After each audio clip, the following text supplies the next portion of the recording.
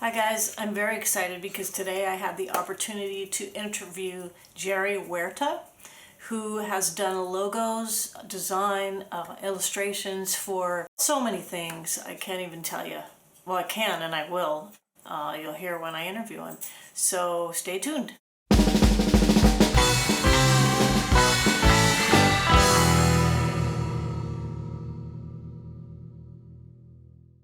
I'm back with Gerry Huerta, who is a phenomenal graphic artist. He's created logos, brands, illustrations, even watch dials for some of the biggest companies in the history of companies.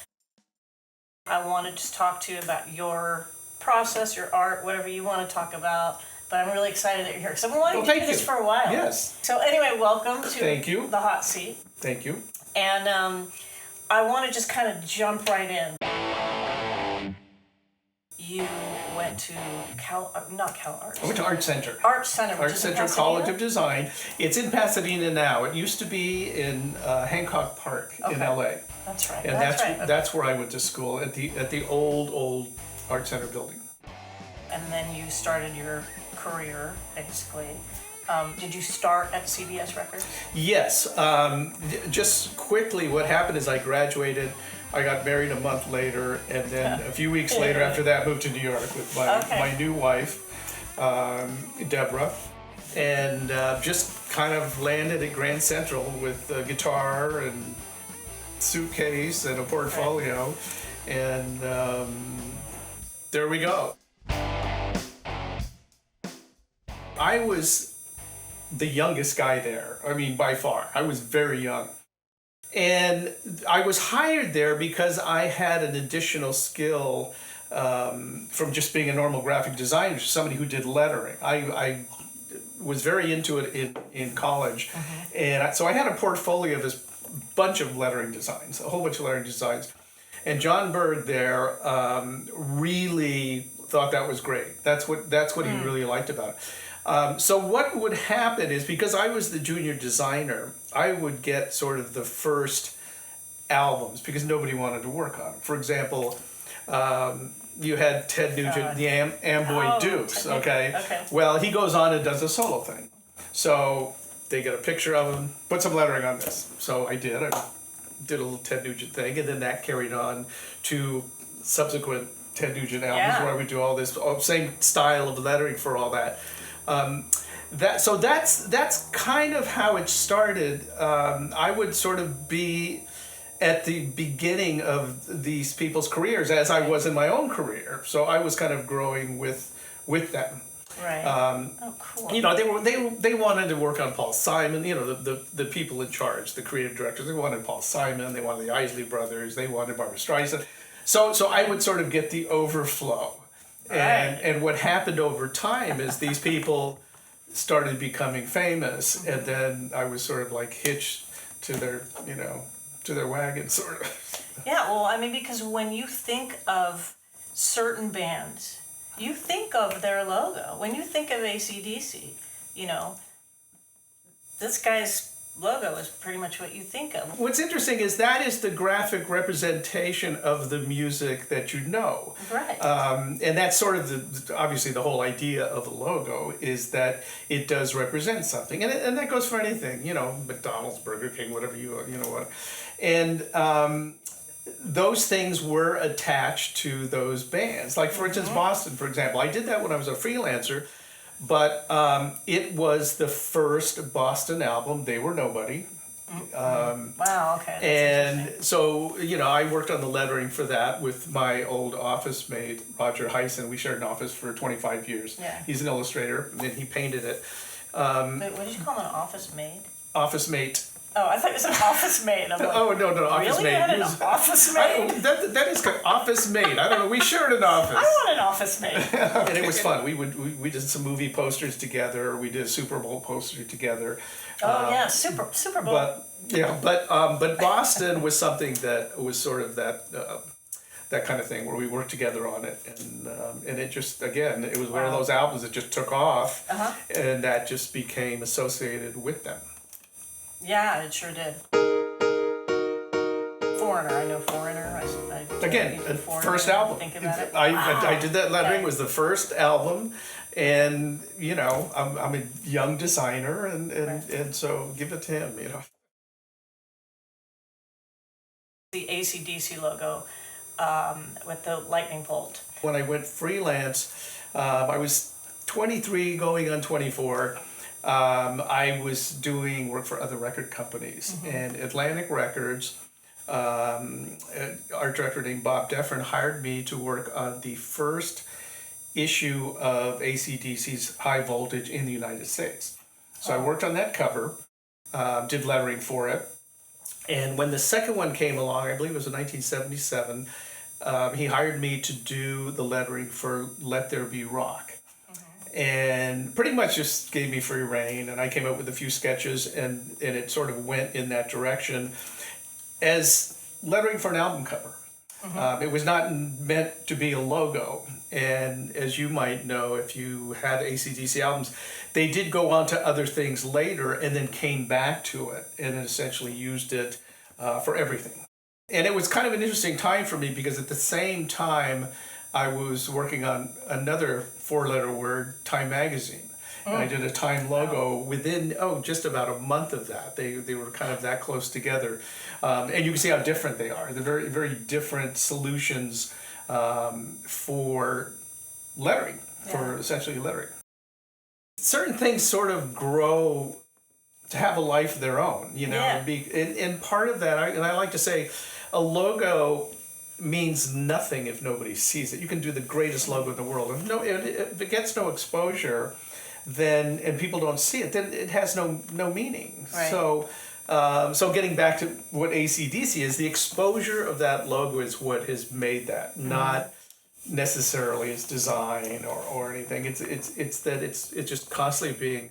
I mean, I see 3-year-olds with AC/DC shirts. I mean, it's crazy. Is it cool? I mean, does it it piss you off or is it cool? No, it's cool. It's great. It's cool. And then there's all the variations. My one of my grandsons has a ABCD logo. It's AC/DC, but it's ABCD with a lightning bolt, and so you see all those little offshoots. ADHD. Yeah. You see all these.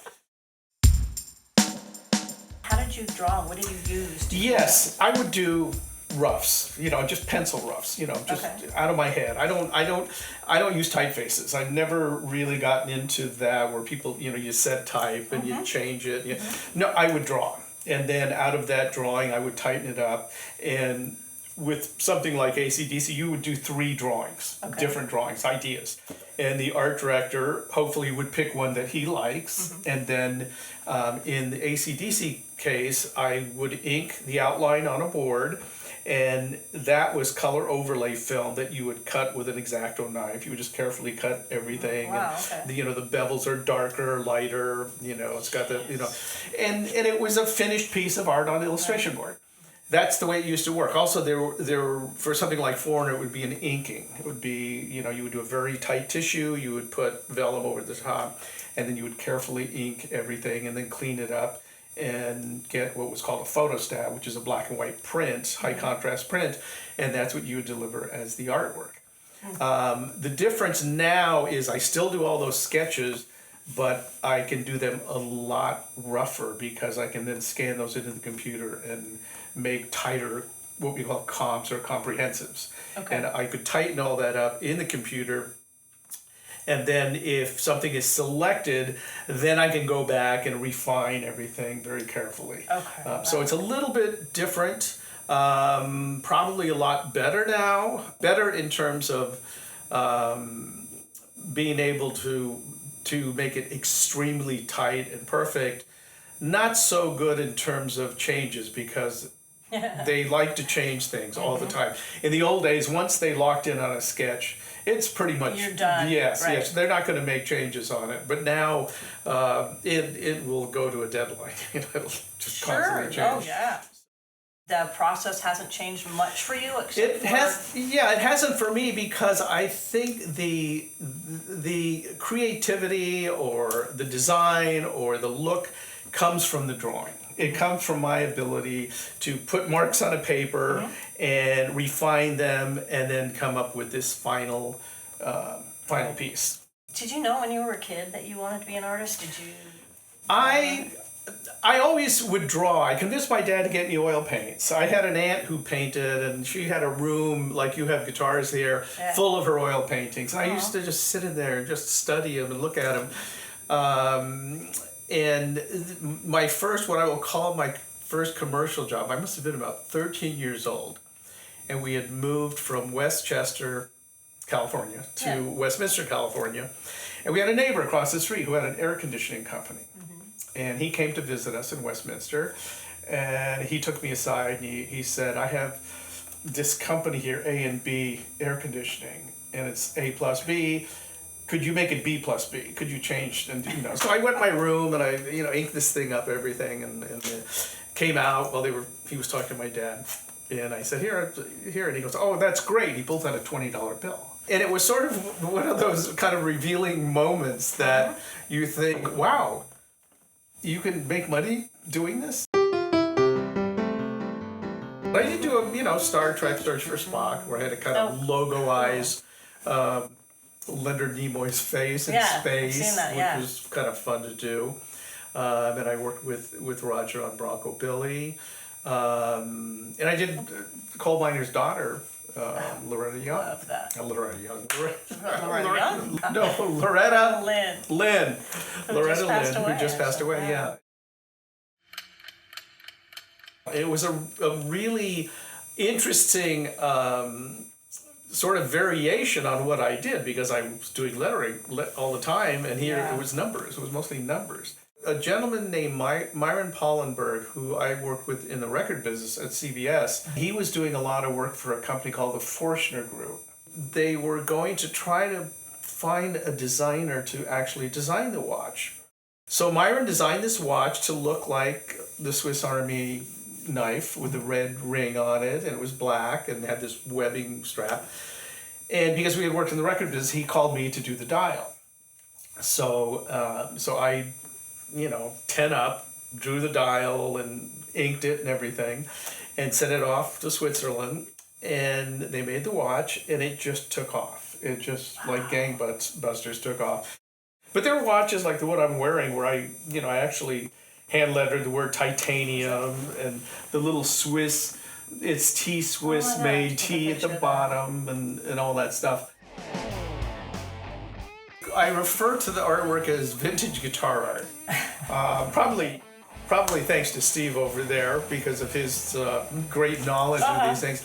I had this roughed out guitar, of which I had, which was a 335, and I thought, I'm going to play with this, see what I can do, and learn more about Illustrator, more about the things that I can do in Illustrator. So I did this 335, and it came out really nice. I got into all the knobs and all the little crazy things about it. So I ended up doing I just finished this Rickenbacker bass. I got probably like 24 I've done of very specific vintage guitars, like a 52 Telecaster or a 65 Strat or a 59 Les Paul, or they're all very specific years. And this gentleman, Harvey Newquist, who's a writer, he started something called the National Guitar Museum, and he'd called me to do a logo for it. And so I worked on a logo with him, and he got the museum up and running, and he saw a couple of these that I had, and he said, boy, I really would like to feature those in the exhibit. So we printed up 8 of them, full size. They're actual size. Oh, wow. And they're big. Yeah, they're big. They're on 24 by 48 framed, and they travel with the exhibit. One thing I know about you is that he's a really great guitar player, because we went to New Orleans together. We played together. That's right. Played some music. So that's right. What got you started playing guitar? I was in Catholic school, and a couple of buddies, Dave Gines and Al McShane, we decided, because of the Beatles, we were going to have a band. Dave knew a few chords and had a dad who had a Martin guitar and played. I knew nothing about music, nothing whatsoever, and I don't think Al knew anything about anything. And we did bring in one other guy who actually had an electric guitar and could play, could read music. So he came in, of course he was in the band. Within about a year he was out because he couldn't keep up with us. We were all, we were listening and playing and doing all this stuff and had our little surf band and everything. And then Steve came in. And when Steve came in, that's when I met his sister. She happened to be president of the Girls League and hired us for the Girls League dance. She was in eighth grade. So she hired our band over Steve's band. And that's when I got together with Deborah. And then later on, when I went to college and the group I was in went up to San Francisco to be musicians, real musicians, Steve and I and Dana got together and got all those military gigs. By the way, I got through school because that guy over there, Steve Sost, my brother-in-law for 48 years, would get gigs at the Navy bases and Army bases and Marine bases, and we would play Friday, Saturday, and Sunday night. And that's how I paid for school. I had a scholarship, California State scholarship, and I was able to pay my expenses playing in the band. Friday we play at El Toro, Saturday we'd go all the way down to Pendleton, and then Sunday Terminal Island Navy Base, and then I would drive to LA to go to school for the next day. And that was the routine. It was our circuit. Yeah, pretty much all through college. That's where we learned to drink too. I've met a couple of your kids. Mm-hmm. How many kids you have? I've got 3 boys. 3 boys. And are they artists? One of them is a videographer. Okay. And that's how he makes his living. Okay. Tom, he's a videographer. My oldest is in advertising. And then the middle one is in an internet business that's done extremely well. They're all doing great. They're all they take me out to dinner. I mean, it's great. I really want to thank you for taking the time and coming over. You're such a cool guy. Thank you, Michelle. And I want to say that you were amazing because when I see you playing Here Comes the Sun on guitar, singing it, and playing the drums at the same time, I am just flabbergasted. I just find that so amazing. Thank you. And you guys do that well, by the way. Thank you. Oh, cool. That's cool. Thank you. In order to see Gerry's work or get more information, you can go to gerardhuerta.com, which is GerardHuerta.com. Did I do that right? That's perfect. It's amazing. I really urge you to do that and look at his site and just see some of the beautiful everything. Okay, I have one more question. Yes. Will you draw me a pony? Thanks, guys, for watching, and thank you, Gerry. Thank you. We'll see you soon. Thank you, Michelle. Peace out.